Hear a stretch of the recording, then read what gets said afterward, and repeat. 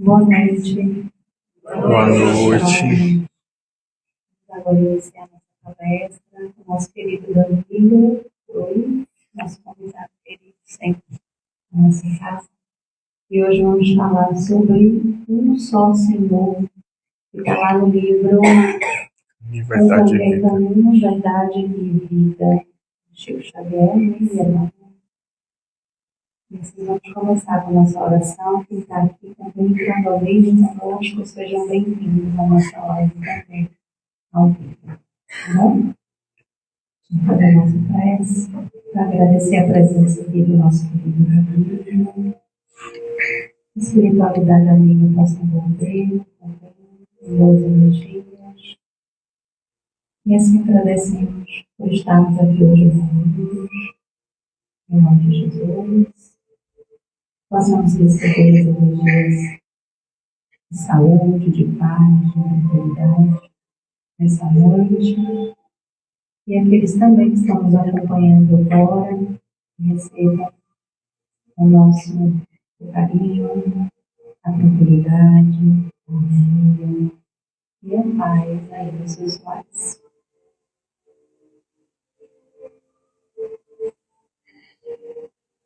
E assim, Senhor, pedimos agora, nesse instante, para que damos início às atividades da casa.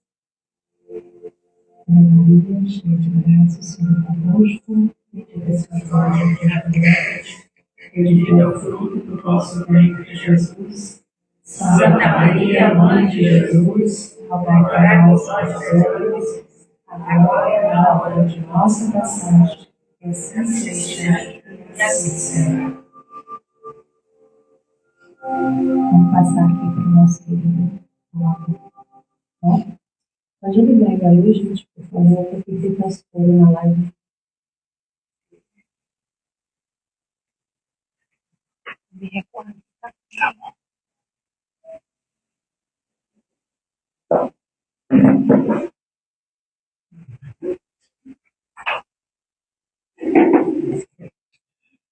Minhas amigas, meus amigos, muito boa noite. Boa noite. Que as bênçãos do nosso amado Mestre Jesus possam ser por nós percebidas, porque elas são incessantes. Que nós possamos usufruir da paz que Jesus nos traz. Na noite de hoje, a gente tem a chance de se debruçar sobre um dos capítulos, o capítulo de número 142, de uma obra esplêndida da coleção Fonte Viva. É um livro chamado Caminho, Verdade e Vida, psicografado pelo querido Chico Xavier, do espírito Emmanuel, que foi o seu mentor espiritual da sua atividade mediúnica, para ser mais exato, conforme ele mesmo dizia.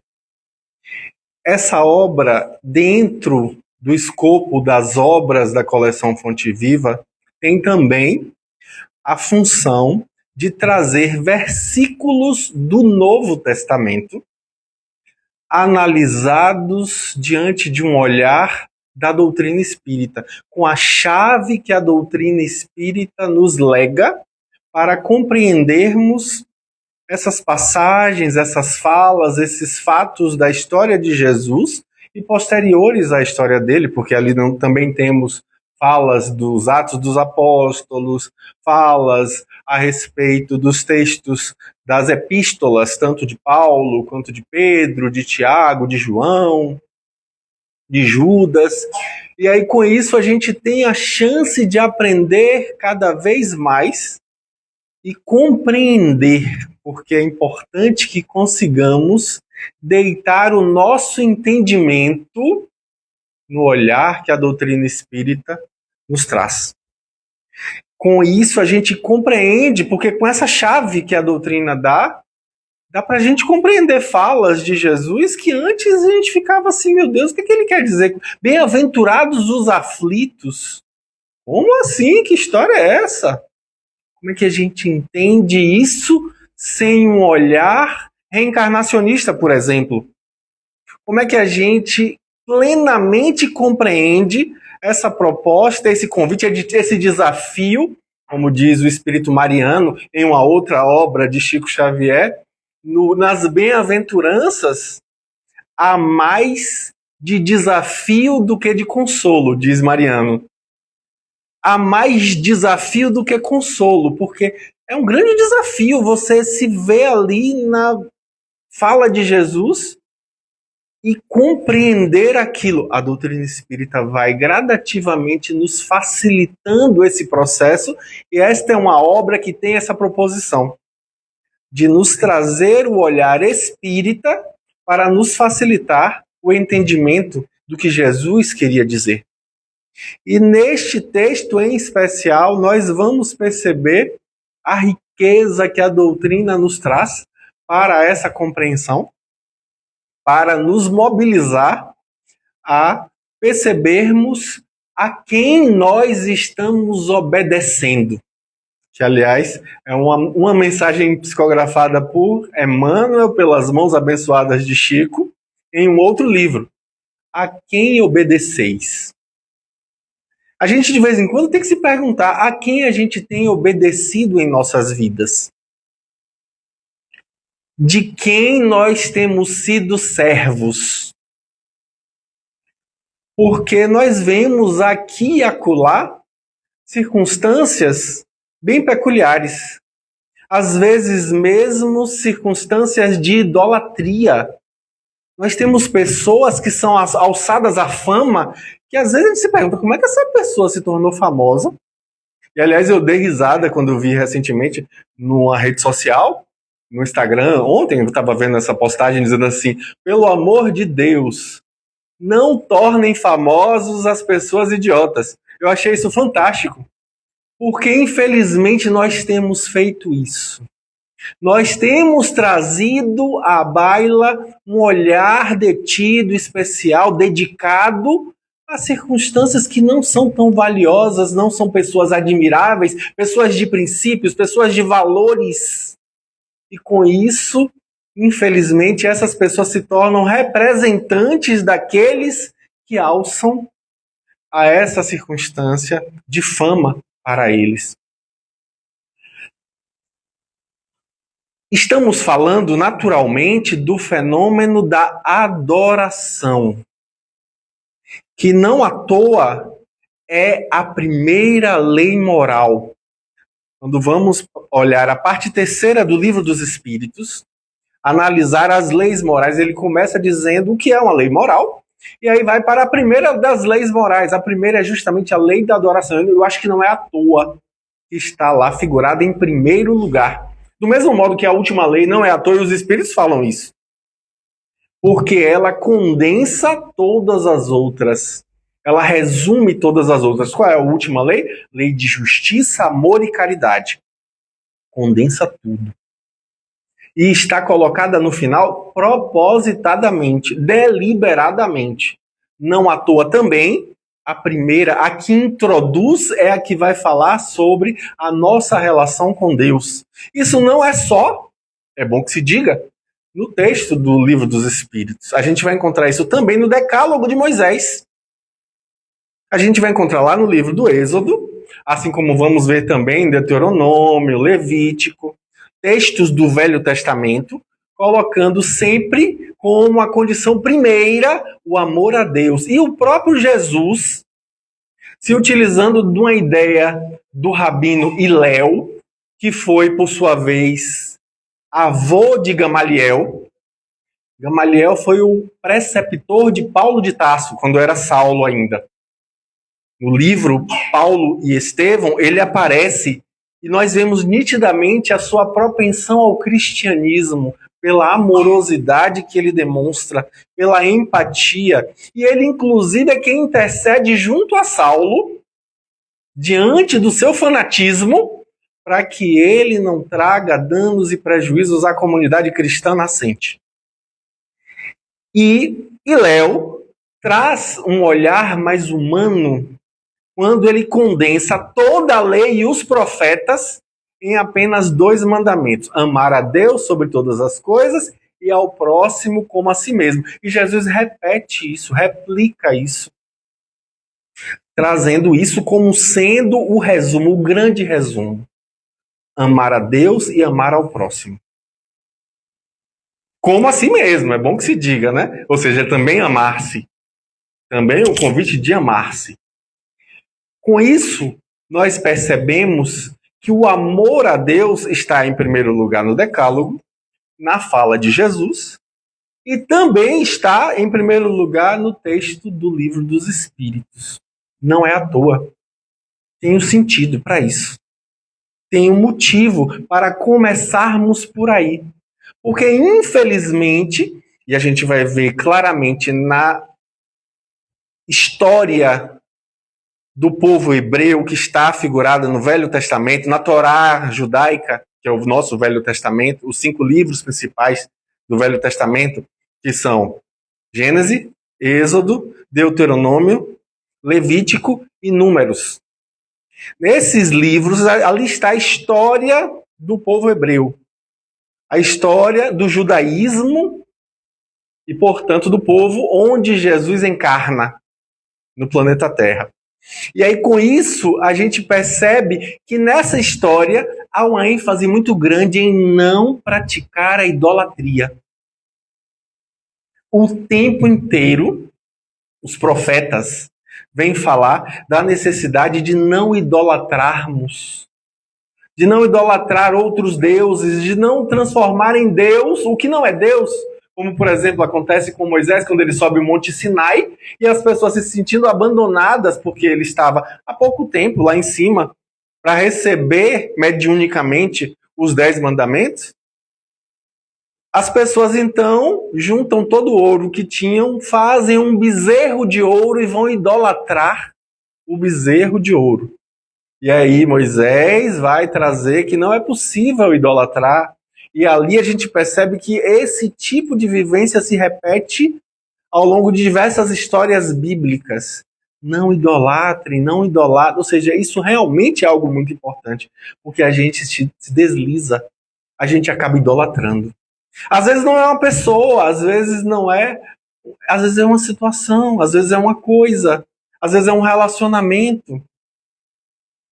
São 21 anos de prática clínica no meu trabalho e eu percebo, infelizmente, com muita constância, que as pessoas seguem idolatrando, por exemplo, os seus próprios corpos, idolatrando o dinheiro, idolatrando o prazer, o divertimento, a ludicidade, idolatrando coisas, idolatrando relacionamentos. Meu Deus, como eu vejo isso.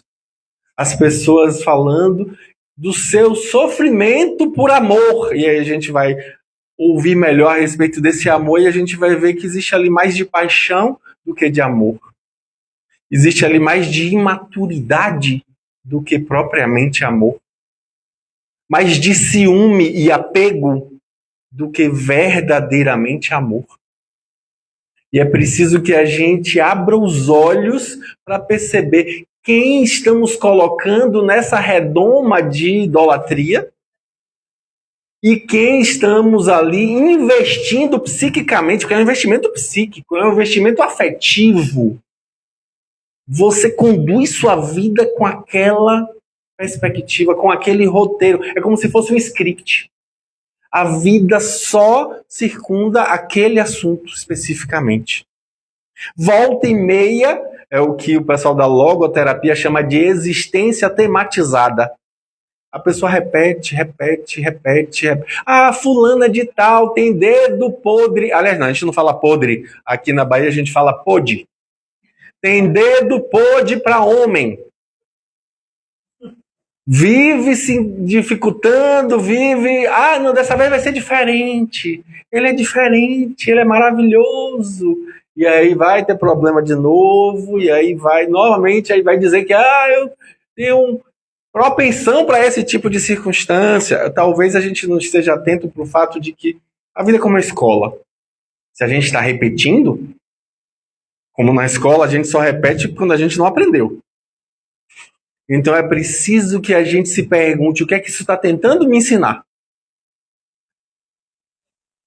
Ah, mas homem é tudo igual. Eu já ouvi isso tanto. E eu não vou dizer que é mentira, porque infelizmente a gente vive dentro de um contexto machista, um contexto infeliz, em que há sim um estímulo para que os homens se comportem de determinadas maneiras que não são muito valorosas, digamos assim. Mas é importante a gente perceber que às vezes há um interesse, um agrado por um certo padrão, uma repetição. E aí acaba que a pessoa está ali repetindo, por quê? Porque ela se sente atraída por aquela pegada, mas tem aquela pegada com ela e mais 19. E com isso, é preciso que a gente se amplie o olhar para perceber o que eu posso aprender com isso. Ou o contrário, eu falei aqui da situação do homem e mulher, mas pode ser o contrário. Isso, aliás, eu já atendi muitos casos assim. Também já vi muitas pessoas com problemas financeiros de repetir. Ah, tá em dívida, encalacrado, a bola de neve, a coisa tá pior. Aí pega o dinheiro emprestado, paga, limpa o nome do Serasa, do SPC, resolveu a vida. Daqui a 3 meses tá encalacrado de novo, porque não conseguiu pagar o empréstimo, que ia resolver tudo na vida dela. E aí com isso tá o tempo inteiro nessa bola de neve, repetindo. Isso é o que na logoterapia se chama de existência tematizada. Essas repetições. A gente precisa se perguntar: por que minha vida se repete em tantos padrões? O que é que tem acontecido? O que é que isso está me dizendo? E aí vem o questionamento existencial profundo, que é importantíssimo a gente se perguntar: quem é o meu Senhor? A quem eu tenho obedecido? A quem eu tenho idolatrado? A que eu tenho, melhor dizendo nesse caso? Porque é preciso que a gente esteja atento para as nossas responsabilidades. É uma coisa que eu sempre falo, né? Que uma vez doutrina espírita começa a fazer sentido para a gente, nunca mais a gente erra em paz. O que a gente sabe que está fazendo errado. A gente sabe. Ou seja, você se responsabiliza, isso incomoda. Isso dói, isso não é uma coisa simples de lidar. Já não dá mais para você culpar sua mãe. Ah, muito cola, fim nas pernas, minha mãe me superprotegeu. Não dá. Não dá para você dizer que a culpa é do outro. Você se responsabiliza, até porque a gente passa a não usar tanto a palavra culpa e passa a usar muito mais a palavra responsabilidade. Responsabilidade é um pacote que está na mão e a gente pode fazer alguma coisa com ele. Enquanto que culpa é um fardo pesado que a gente carrega nas costas. É preciso que a gente perceba que a culpa nos impede de caminhar, enquanto que o pacote da responsabilidade faz com que a gente faça alguma coisa com aquilo. Então é importantíssimo que a gente abra os olhos para se perguntar em que isso está me desafiando. Como eu posso aprender com isso? Em que isso me robustece e me transforma numa pessoa melhor? Como eu amadureço com essa circunstância que ora estou vivendo? Então, com isso, eu me sinto fortalecido a enfrentar as responsabilidades que tenho e, obviamente, começo a semeadura do que eu vou colher lá na frente. Porque tenho consciência que o que colho hoje é responsabilidade do que semeei lá atrás. Então, com isso, eu vou crescendo, eu vou amadurecendo, eu vou me robustecendo. Então, Emmanuel, na mensagem, começa trazendo justamente o texto bíblico que inspira a fala dele. Ele diz assim: nenhum servo pode servir a 2 senhores. Isso está lá, a fala de Jesus no texto do Evangelho de Lucas, capítulo 16, versículo 13. É justamente aquele momento do capítulo 16 de Lucas em que Jesus vai, logo depois dessa fala, dizer que não se pode servir a Deus e a Mamon. Algumas traduções que eu acho até mais apropriadas, porque ninguém sabe o que é Mamon, como é Mamon, o que é Mamon? Dinheiro. Era o deus do dinheiro, segundo algumas perspectivas, um deus pagão do dinheiro, e outras perspectivas vão dizer que não, que a palavra Mamon era literalmente usada como se fosse dinheiro mesmo. Então não dá para servir a Deus e ao dinheiro. Não dá para servir 2 senhores. Olha que interessante. Capítulo 16 do Evangelho segundo o Espiritismo é todo detalhado com relação a essa fala de Jesus. É todo dedicado a isso, a essa perspectiva.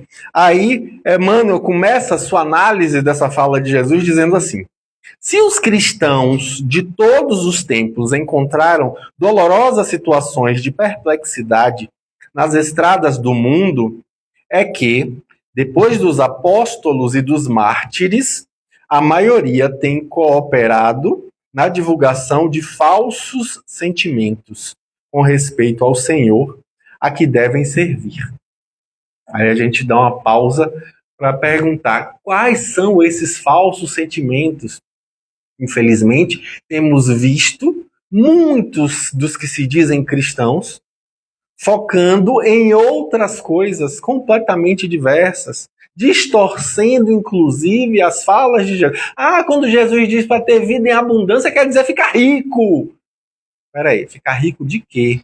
De recurso financeiro, pecuniário? É isso? Não é isso que Jesus falou. Até porque ele próprio disse que não dá para servir a Deus e o dinheiro. Então não é isso. E a gente ainda distorce. E a gente ainda se contorce fazendo mil malabarismos para justificar essas interpretações circenses, vou chamar assim. E infelizmente nós temos visto muitos que se dizem cristãos trazendo essa perspectiva equivocada, que nos traz aí inclusive um sentimento negativo. A gente fica até entristecido em ver dessa forma. É preciso que a gente tenha uma relação com Deus, por Deus. Tem inclusive um teólogo protestante que tem uma fala fantástica, que ele diz assim: as pessoas não querem Deus, elas querem milagres. Eu acho fantástico isso. Porque infelizmente é o que está sendo insuflado constantemente na vida das pessoas. As pessoas querem favores de Deus, não querem Deus.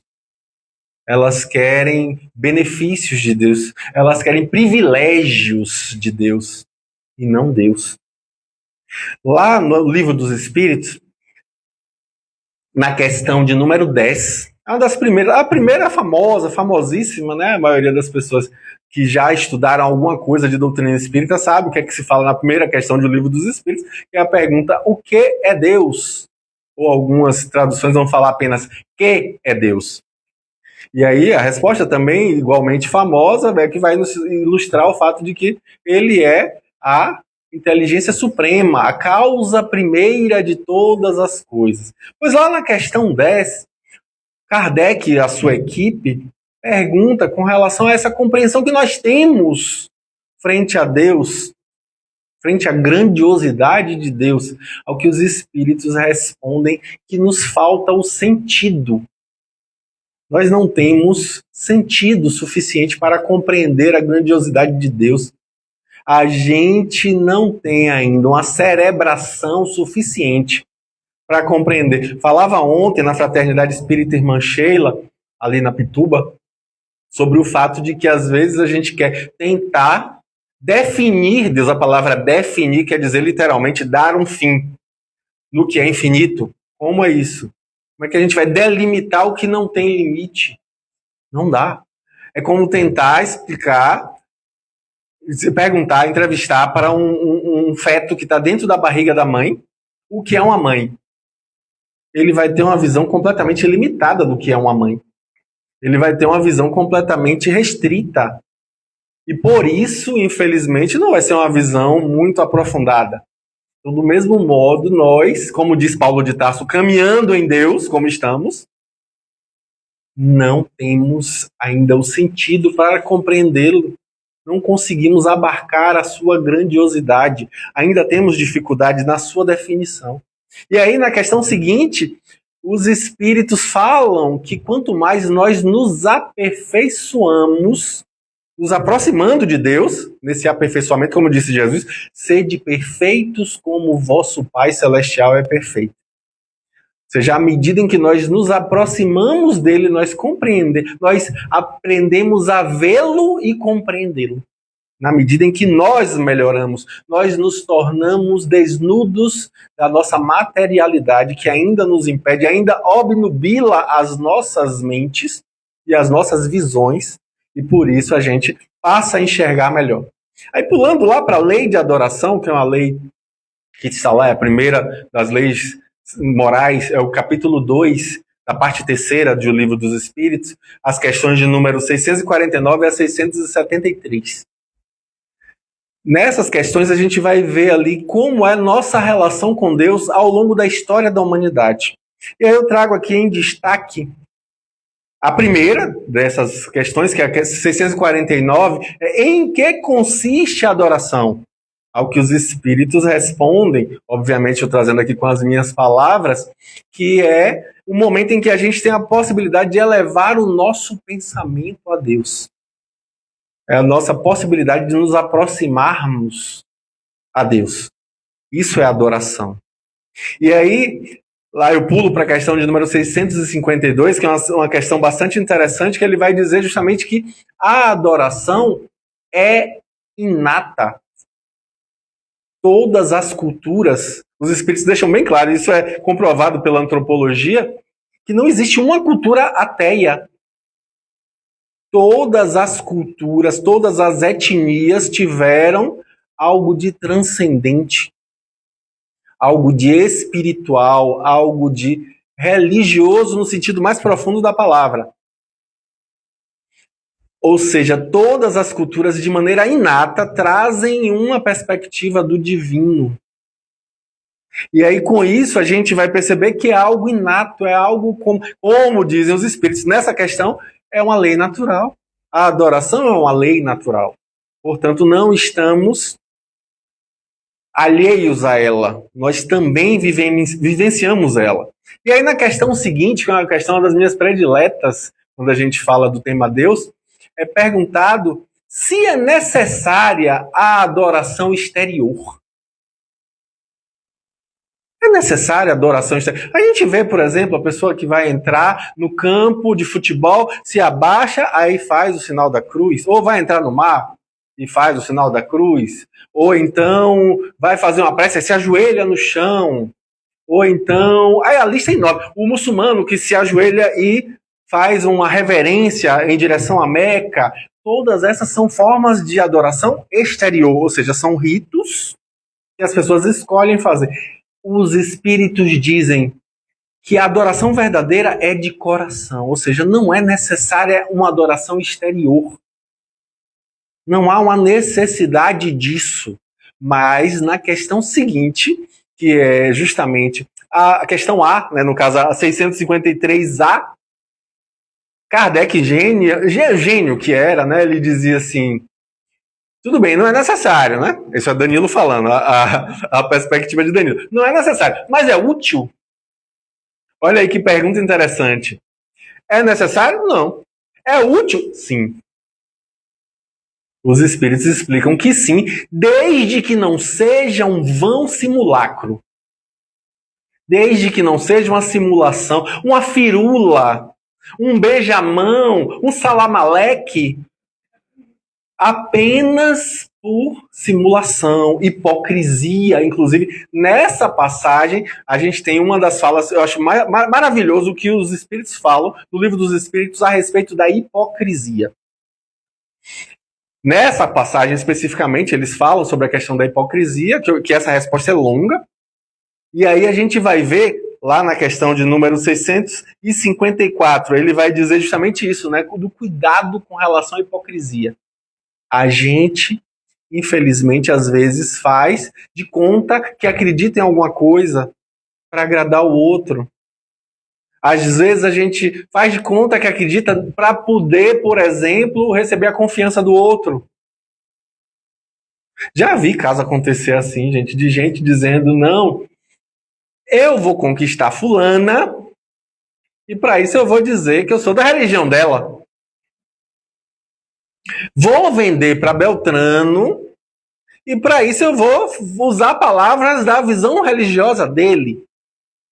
Com isso a gente está sendo hipócrita e é preciso que a gente tome muito cuidado com relação a isso.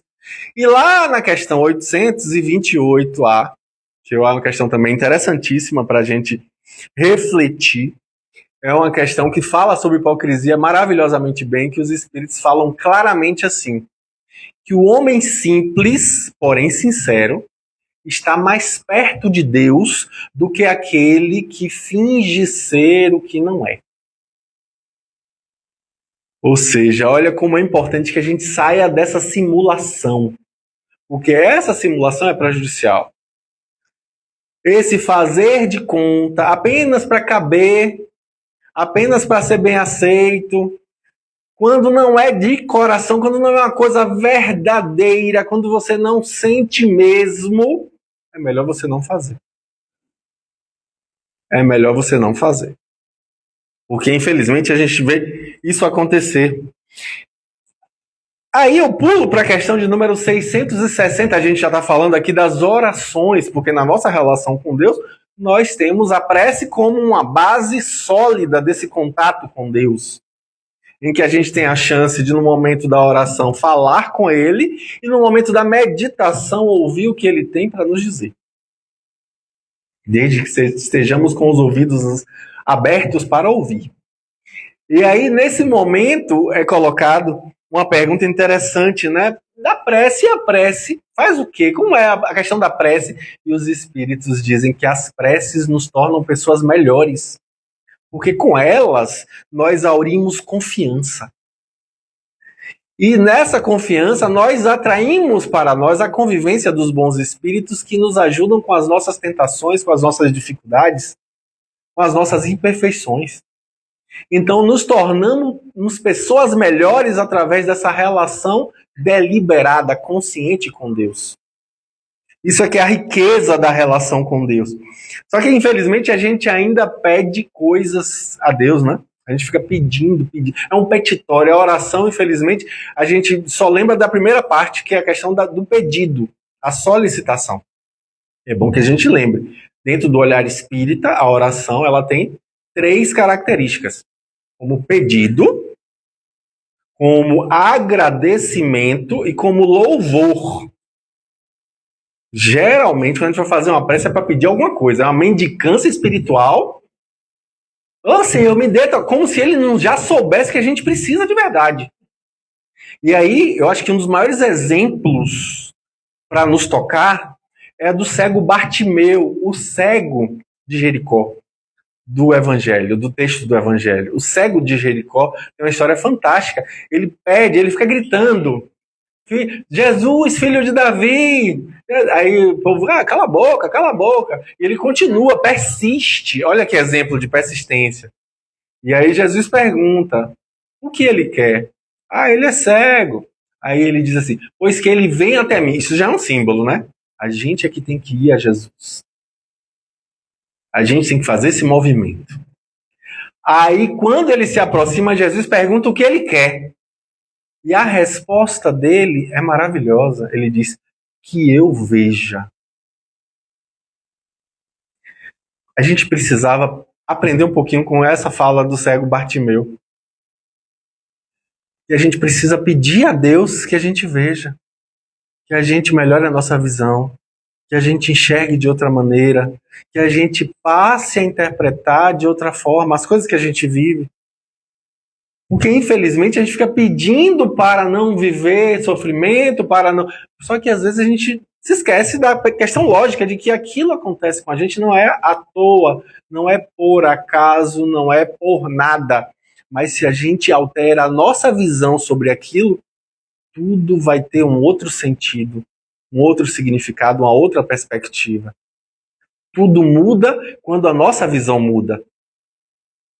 Então, se a gente aprender a pedir a Deus para enxergar melhor o que está vivendo, para se sentir fortalecido para enfrentar as necessárias lutas, os desafios imprescindíveis para o nosso amadurecimento espiritual e evolutivo, mas não a gente fica pedindo para ganhar na Mega Sena da virada. Bateu, doeu, leve para casa que é seu. Porque a gente fica mesmo, sem se questionar, sem se perguntar: será que eu dou conta de uma prova desse tamanho? Porque eu estou achando que eu vou ter facilidades 1000, mas a coisa é tão diferente. Quantas dificuldades isso não pode me trazer? Será que eu tenho maturidade para ter essa vivência, para ter essa perspectiva? É tudo muito bonito. Quando eu ganhar, eu vou ajudar lá o Coração de Maria. A pessoa some, vai morar no Tahiti, nunca mais ninguém ouve falar. E com isso a gente precisa tomar muito cuidado, porque as nossas responsabilidades aí estão. E a gente precisa olhar e ver o que a gente tem de recurso aqui agora e o que a gente pode fazer de melhor com isso que a gente tem, com o que a gente vive aqui agora, e não quando eu conseguir tal coisa, quando eu passar no vestibular, quando eu comprar minha casa, quando eu quitar meu carro, quando eu tiver filho, quando eu casar. Várias coisas que a gente posterga em vez de se olhar agora e dizer o que eu posso fazer agora. Como eu posso ser útil agora? Como eu posso estar presente aqui agora, dando presença para meu existir, para minha vida? Isso é crucial. Porque às vezes a gente vive no automático, a gente não vive a nossa vida, a gente vive a vida do outro, olhando na rede social a vida alheia, invejando a vida alheia, sem se perguntar, pera lá, o que eu tenho de valoroso, de tão valioso na minha vida? Porque admirar o outro sem saber o que é que o outro vive, sem saber os boletos que o outro paga, sem saber as agruras da vida familiar do outro, os problemas, as angústias. A gente não sabe, a gente só vê o que o outro mostra. Ninguém sabe o que é que realmente o outro está vivenciando. E a gente vive uma vida invejando o outro. Inveja não! Brasileiro detesta admitir que sente inveja, mas inveja é uma emoção, como qualquer outra, e todos nós sentimos. Não tem nada de errado em sentir. O problema é alimentar ela. O problema é viver apenas ela. Aí é um problema. A gente precisa realmente reconhecer e dizer, opa, pera lá, deixa eu começar a olhar para o que eu tenho, para o que eu vivo, para o que eu sou e valorizar isso. Valorizar minha história, meu caminho, minha caminhada, as minhas possibilidades, os meus sucessos, a minha consciência das minhas imperfeições. Eu preciso valorizar isso também. O fato de hoje eu saber que eu tenho elas é uma coisa fantástica, me pode trazer uma oportunidade ímpar de me tornar uma pessoa melhor. Então, que eu use isso ao meu favor. Então, com isso eu cresço, eu amadureço. Mas, infelizmente, aí eu vou lá no capítulo 7 do Evangelho segundo o Espiritismo, no item 13, uma mensagem de Adolfo, bispo de Argel, que ele fala, né? Ele fala que, infelizmente, nós vivemos ainda dando muita atenção para o que dá brilho aos olhos, em detrimento do que toca o coração. Precisamos realmente repensar. A gente fica o tempo inteiro idolatrando o que brilha aos olhos, em vez de olhar para o que toca o coração. É preciso que a gente desperte para perceber, né, que às vezes a gente, infelizmente, tem, né, essa grande estima, como diz o bispo de Argel. E aí ele fala assim, Emmanuel fala assim, como o reino do Cristo ainda não é o da terra, não se pode satisfazer a Jesus e ao mundo a um só tempo. Porque são dois convites diferentes. O convite da porta do mundo, a porta é larga, enorme. Só que nos convida para coisas que a gente pode, inclusive, viver lá na frente. São os ismos, né? O imediatismo.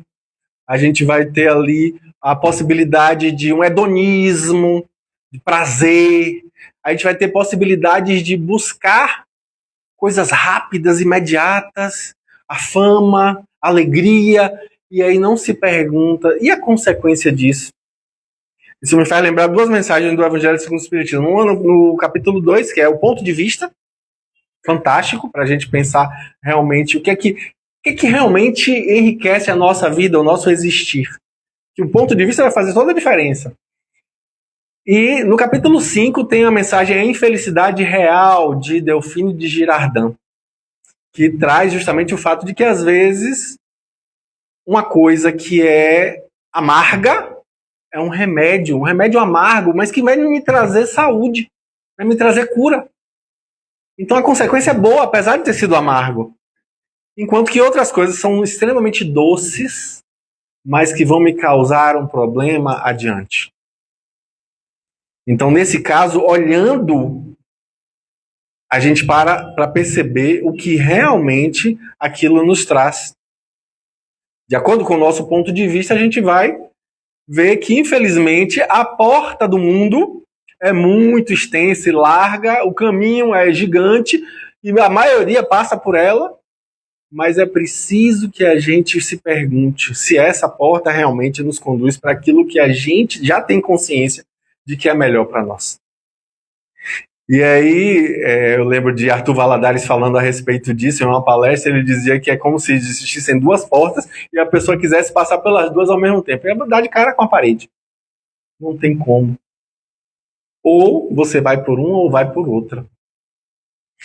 Roberto Assagioli, que é da psicossíntese, é o criador da psicossíntese, que é uma abordagem da psicologia transpessoal que compreende a espiritualidade do ser humano, ele vai falar da estrutura mental como a casa mental de André Luiz, que ele fala do sótão, o andar térreo e um porão. É como se fosse assim. Ele diz que o porão é o inconsciente, o térreo aí, no caso, é a consciência, e acima é o superconsciente, que ali está em germe o nosso futuro evolutivo espiritual.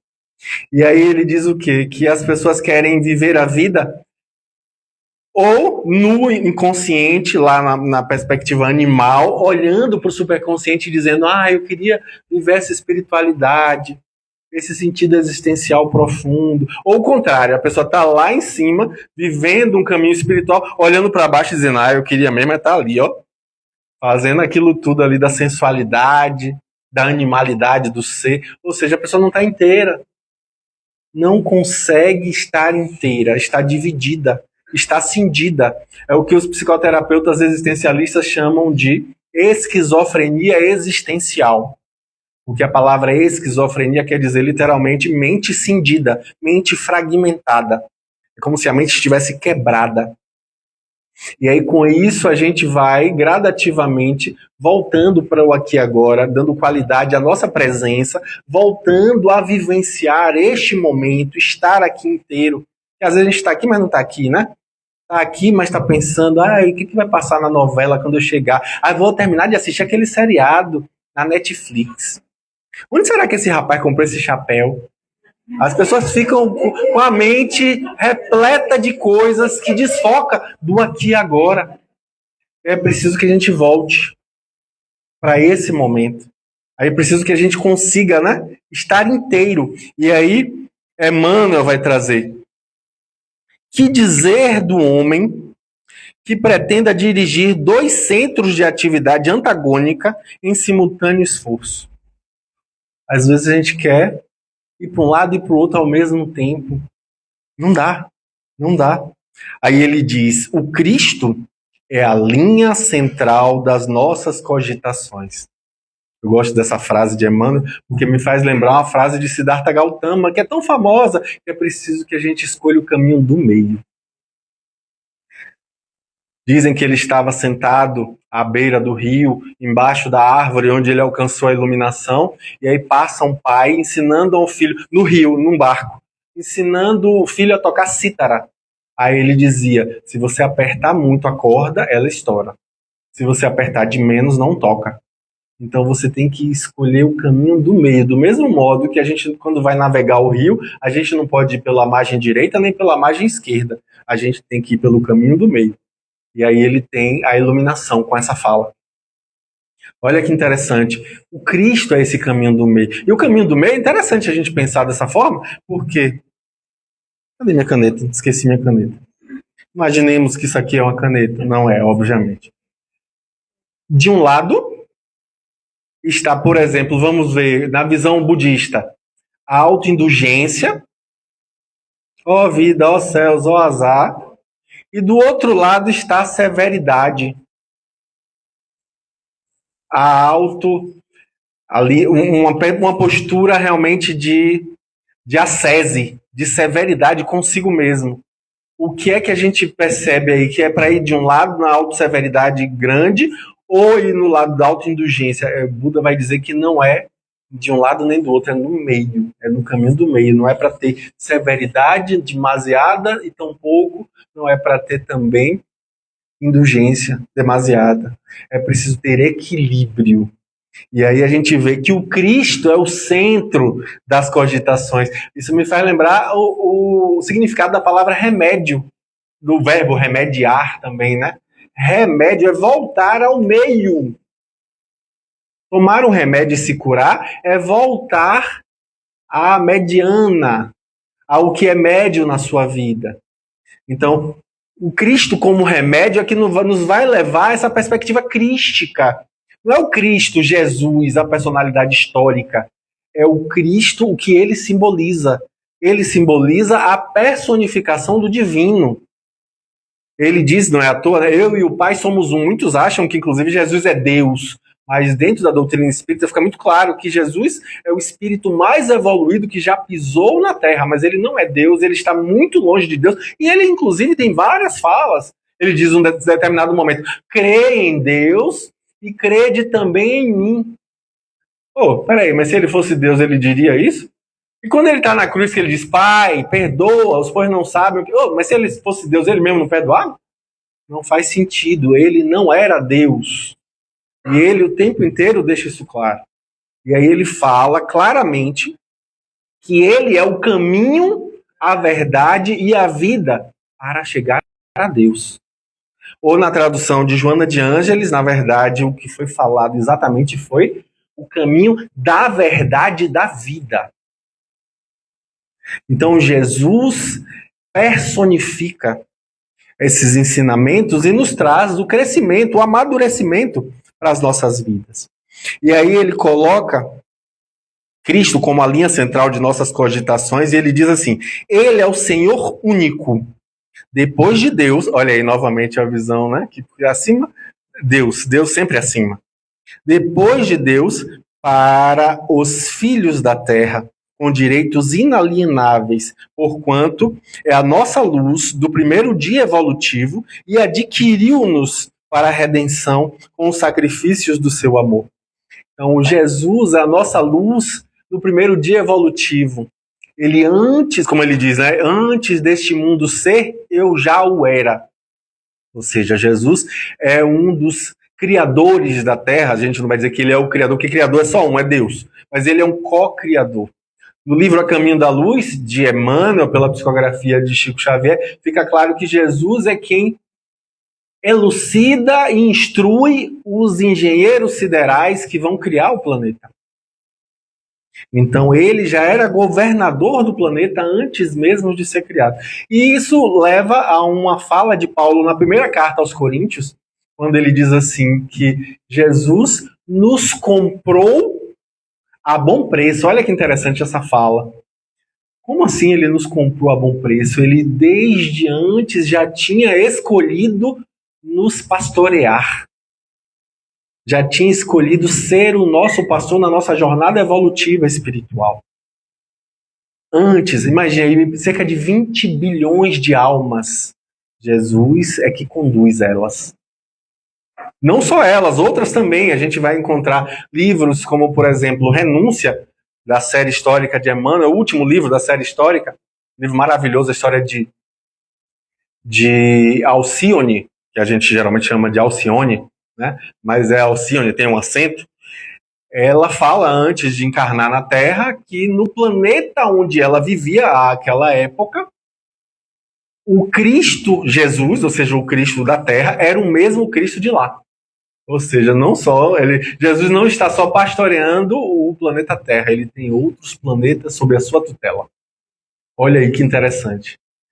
Ou seja, a perspectiva crística, ele alcançou esse instante crístico que quando ele fala eu e o Pai somos um, ou seja, ele personifica o divino.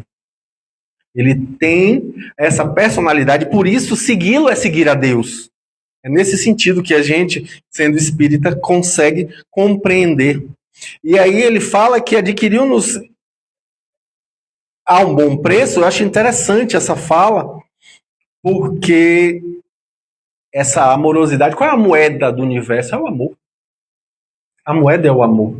E os espíritos de escola, os espíritos superiores, eles adquirem, na verdade, eles adquirem mais trabalho, porque eles se sentem plenos com o trabalho. Jesus, quando fala, quando ele é indagado pelos seus apóstolos, que estão ali à beira do poço de Jacó, com a samaritana, Jesus estava falando com a samaritana, aí os apóstolos chegam e perguntam se ele vai se alimentar, se ele já se alimentou, e Jesus diz que o alimento dele é servir ao Pai. Olha aí, qual é o salário, qual é o preço que Jesus tem? É a consciência de serviço, a consciência tranquila e em paz de estar um com Deus. É essa consciência, é essa amorosidade que importa. E aí, com isso, Jesus nos traz, na fala de Paulo, né, que ele comprou-nos a bom preço, ou seja, é o amor de Cristo por nós é algo que não dá para a gente colocar em palavras, é inefável.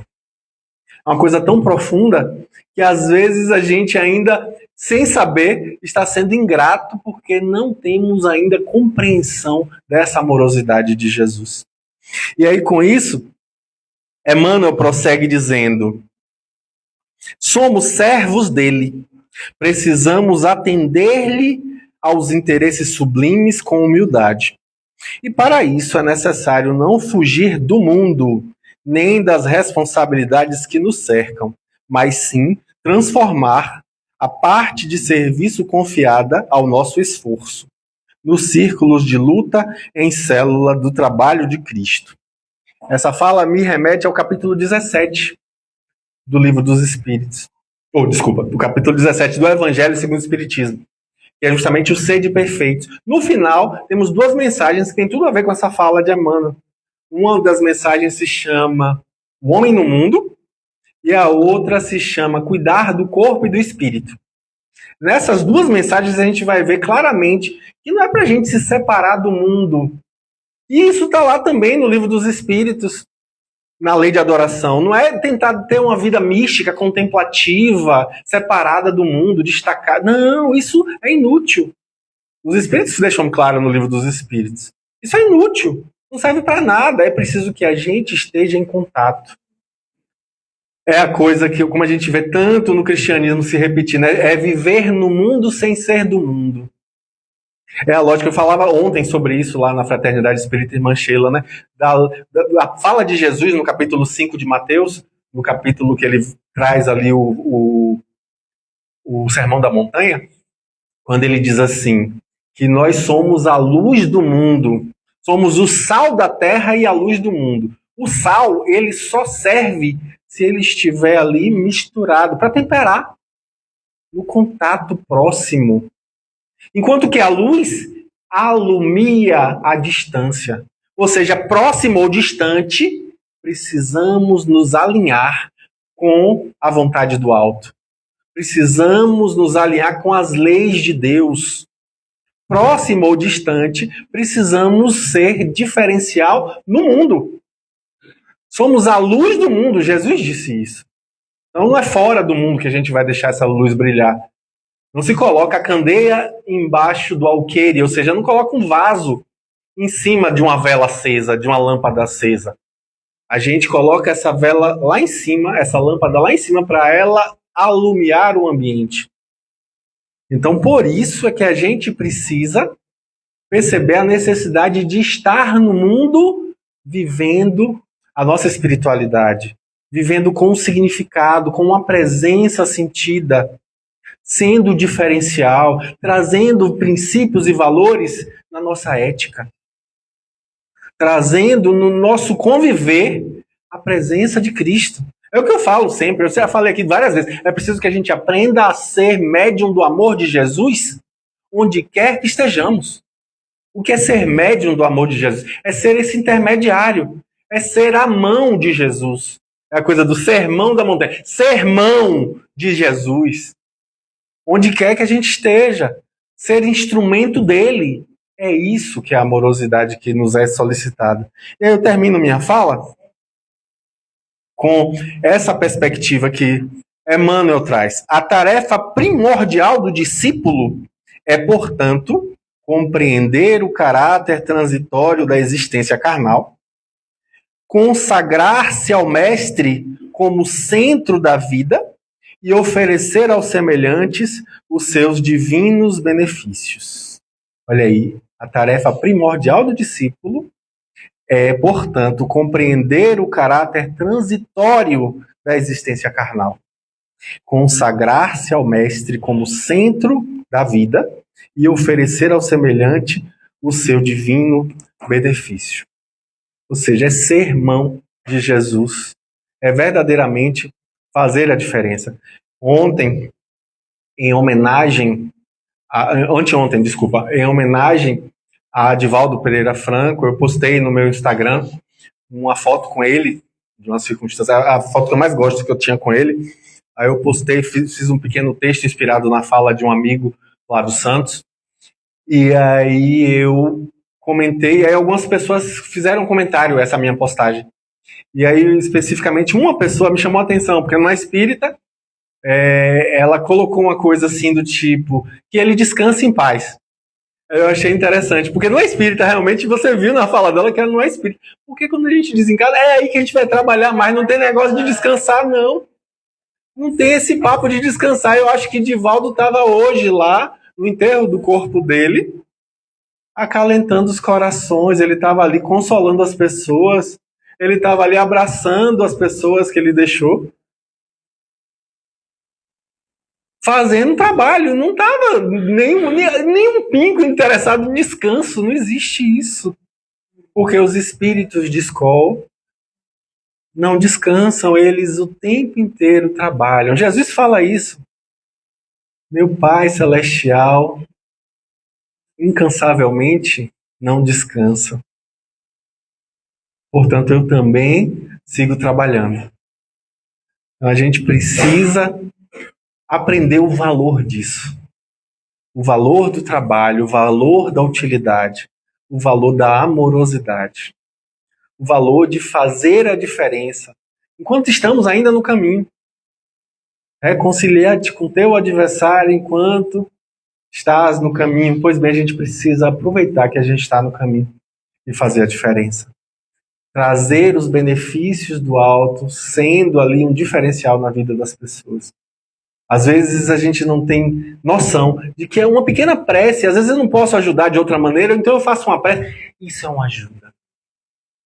Contanto que você não fique apenas na prece o tempo inteiro, com a desculpa de que não pode fazer outra coisa, mas se você faz isso, você já está fazendo alguma coisa. Então que as bênçãos do alto acolham os sinceros propósitos que nós abraçamos de termos Jesus por Senhor e de sermos verdadeiramente seus discípulos. Que assim seja.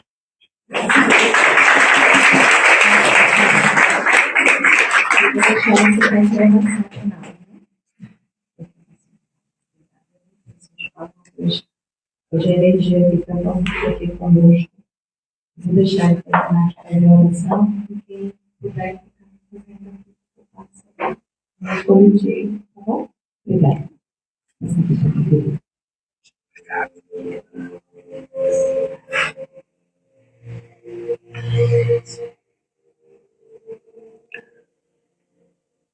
Amoroso Mestre Jesus,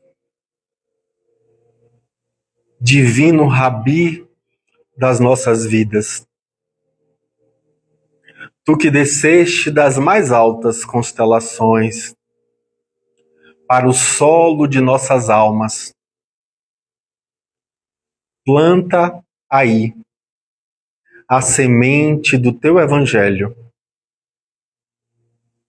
tornando este solo permeável à tua influência benfazeja, para que seja o seio de onde frutifica a tua luz. Que a tua amorosidade possa ser por nós percebida e, acima de tudo, multiplicada para alcançar a todos aqueles que cruzarem os nossos caminhos. Que as tuas bênçãos possam ser percebidas em nossos sorrisos, que a tua presença possa ser notada em nossos olhares, que a tua paz faça reino em nossos corações, com os corações transbordando em gratidão, Senhor. Pedimos o teu aval para encerrarmos o trabalho doutrinário da noite de hoje, trazendo a mensagem para as nossas vidas. Que a tua paz seja conosco agora e sempre. Que assim seja.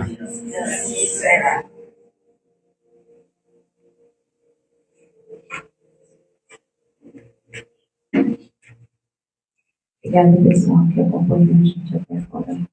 Deus abençoe e dê uma boa noite. Assim seja.